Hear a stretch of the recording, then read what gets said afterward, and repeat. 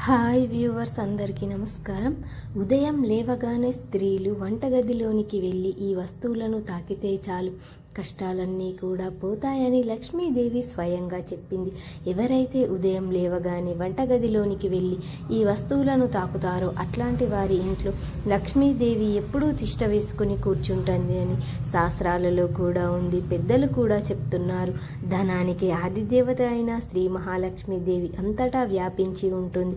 కొన్ని స్థానాలలో కొన్ని పనులు చేసే దగ్గర లక్ష్మీదేవి ఎక్కువగా ఉంటుందని శాస్త్రాలలో కూడా ఉంది. శ్రీహరి దివ్యగాన చరిత్ర జరిగే చోట తులసి ధ్వలం ఉన్న చోట లక్ష్మీదేవి నివసిస్తూ ఉంటుంది. శంఖం ధ్వని చోట లక్ష్మీదేవి నివసిస్తూ ఉంటుంది. అంతేకాకుండా భక్తులు, పండితులను, విద్యావేత్తలు, మహిళలు, పిల్లలు ఆదరించే చోట కూడా లక్ష్మీదేవి నివసిస్తూ ఉంటుంది. సనాతన వాతావరణ పదార్థాలు ఉన్న చోట ఉప్పు, తాకుదల, మసాలాలు, పిండి, మాంగళ్యం, గాజులు, దీపం వంటి ప్రదేశాలు లక్ష్మీదేవి ఆశీర్వాదం అని శాస్త్రాలు కూడా చెప్తున్నాయి. ప్రతి మనిషి లక్ష్మీదేవి అనుగ్రహం కావాలని ఎంతో తహతహలాడుతూ ఉంటారు.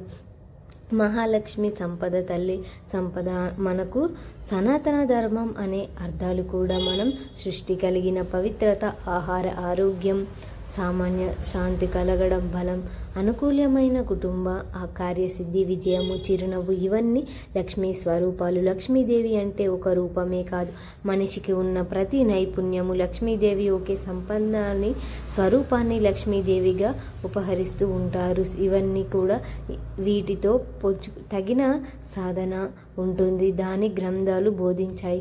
మన సంపదకు అధితిష్ట లక్ష్మీదేవి. ఆమె కరుణ లేకపోతే ఎంతటి గొప్పవాడైనా దరిద్రుడిగా జీవించాల్సిందే.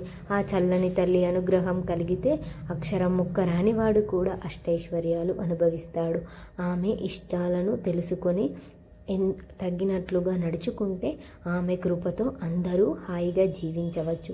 అయితే ప్రత్యేకంగా స్త్రీలు ఉదయం లేవగానే వంటగదిలోనికి వెళ్ళి ఒక చిన్న వస్తువును తాకితే చాలు లక్ష్మీదేవి అనుగ్రహం కలిగి కష్టాలు కూడా పోతాయి, లెక్కలేనంత ఐశ్వర్యం వస్తుంది, సమస్యలన్నీ కూడా తీరిపోతాయని స్వయంగా లక్ష్మీదేవి చెప్పింది.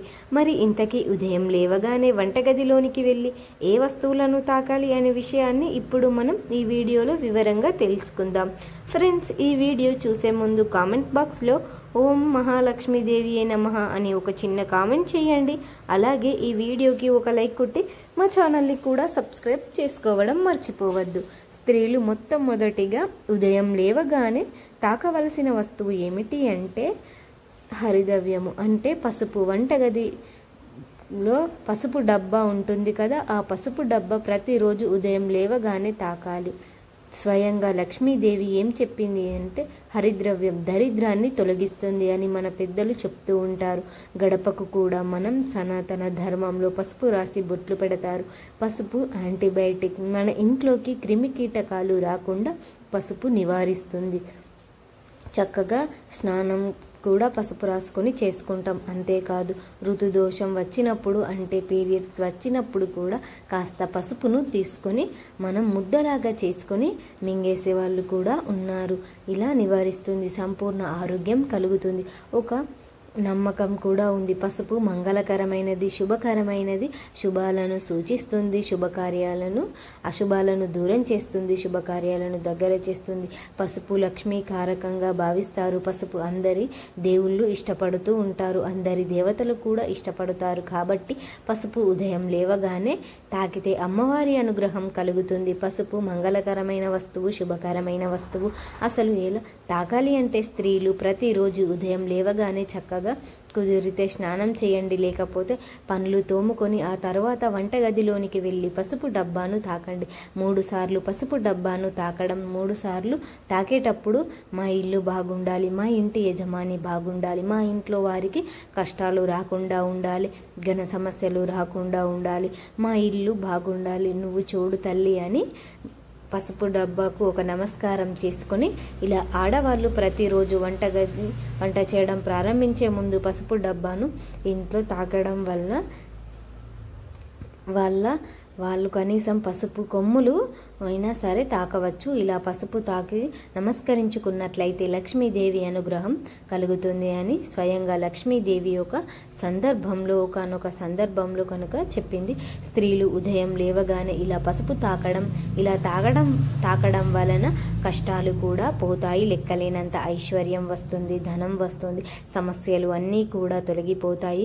రోజుకు మీ సంపాదన రోజు రోజుకి పెరుగుతుంది. అంటే మూసుకుపోయిన ధన ద్వారాలు తెరుచుకొని మీకు రావాల్సిన ధనం వస్తుంది.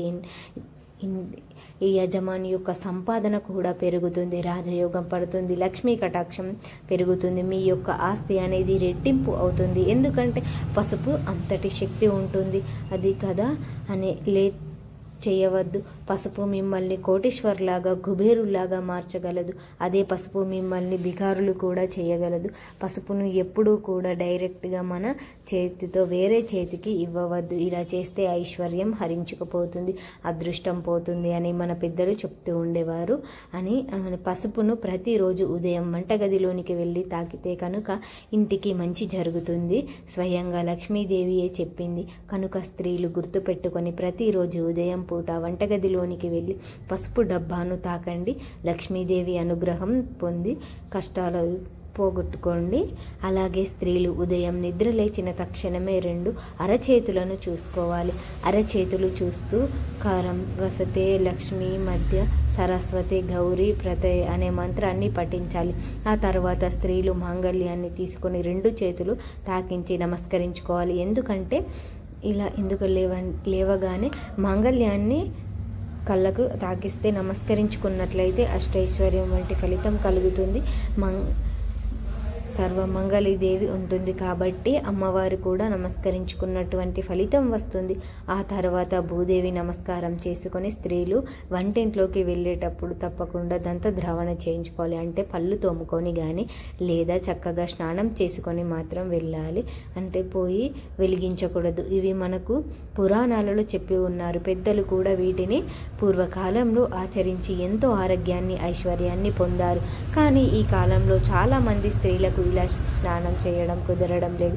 ఎందుకంటే ఇప్పుడు ఆధునిక కాలంలో ఉదయం 7 గంటలకే పిల్లలు స్కూల్కి వ్యాన్లు వచ్చేస్తుంది. భర్త కూడా ఆఫీస్కి ఉదయాన్నే వెళ్ళిపోవాలి. కాబట్టి దాంతో స్త్రీలు స్నానం చేసి వంటగదిలోనికి వెళ్ళే సమయం దొరకడం లేదు.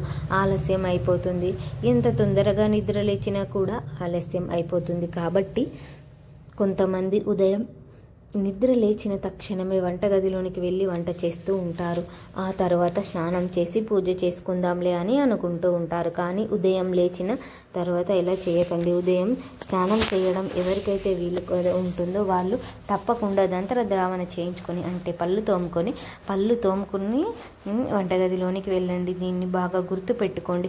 ఉదయం నిద్ర లేచిన తక్షణమే వెంటనే బాత్రూంలోనికి వెళ్ళి కాలకృత్యాలు తీర్చుకొని చక్కగా పళ్ళు తోముకొని ముఖం కడుక్కొని ఆ తర్వాత మీకు స్నానం చేయడానికి కుదరలేదు అనుకోండి, చేతులు కాళ్ళు ముఖం కడుక్కొని కాస్త నీళ్లు తలపైన చల్లుకునేటప్పుడు పుడరీ కక్షాయ నమః, పుడరీ కక్షాయ నమః, పుడరీ కక్షాయ నమః అనే మంత్రాన్ని 3 సార్లు చెప్పుకోండి.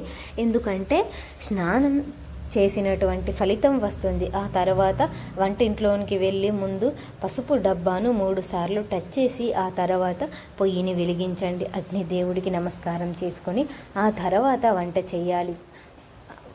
వంట చేసుకోండి. ముందుగా కాళ్ళు చేతులు ముఖం కడుక్కున్న తర్వాత ముఖంలో వెళ్ళిపోయి ఇలా చేయండి. ఇది ఎంత మంచి జరుగుతుంది. అంతేకాదు కొంతమందికి బాధ అనిపించవచ్చు, కానీ ఇది సత్యం. ఇంకా ఉదయం పొయ్యి వెలిగించిన తక్షణమే ముందు ఏం వండాలి, అన్నం వండాలా, సాంబార్ చేయాలా, కూర చేయాలా అనే డౌట్ చాలామందికి ఉంటుంది. కానీ ఇవేవి చేయకూడదు.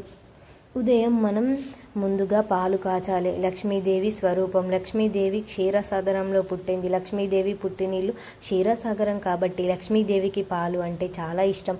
ఉదయం మనం పొయ్యి వెలిగించిన తక్షణమే పొయ్యి మీద పాలు కాచాలి. మనకు తెలియకుండా పాలు పొంగితే చాలా శుభప్రదం. కొంతమంది పాలు పొంగిపోయాయి అని బాధపడుతూ ఉంటారు.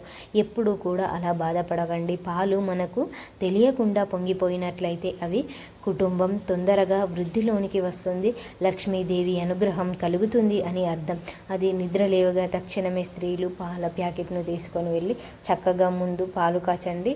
కాచిన పాలను టీ కాఫీలు చేసుకొని మీరు మీ భర్త తాగేసి ఆ తర్వాత కావాలి అంటే వంట చేసుకోవచ్చు. ఒకవేళ కాఫీ టీ తాగకపోయిన వారు కూడా ముందుగా పాలు కాచి పక్కన పెట్టేసి వాళ్ళు ఒక విషయాన్ని గుర్తుపెట్టుకోండి. ఉదయం బెడ్ కాఫీ ఇలా కాఫీ ముఖం కడుక్కోకుండా తాగవద్దు. కనీసం నోరు చక్కగా కడుక్కొని ఆ తర్వాత కాఫీ టీ తాగితే చాలా మంచిది. ఈ నోటితో ఏ ఆహారాన్ని కూడా స్వీకరించవద్దు, అది దరిద్రమే అవుతుంది. దీన్ని గుర్తుపెట్టుకోండి. ముఖ్యంగా స్త్రీలు వంటిల్ని చాలా శుభ్రంగా ఉంచుకోవాలి. కాబట్టి అందరూ కూడా స్త్రీలు వంటింటిని శుభ్రం పెట్టుకోండి. అలాగే ఉదయం లేచిన వెంటనే పసుపు డబ్బాని తాగి ఐశ్వర్యాన్ని పొందండి. ఆనందంగా సంతోషంగా జీవించండి. మా వీడియో మీకు నచ్చితే లైక్ చేసి షేర్ చేయండి. అలాగే మా ఛానల్ని కూడా సబ్స్క్రైబ్ చేసుకోండి.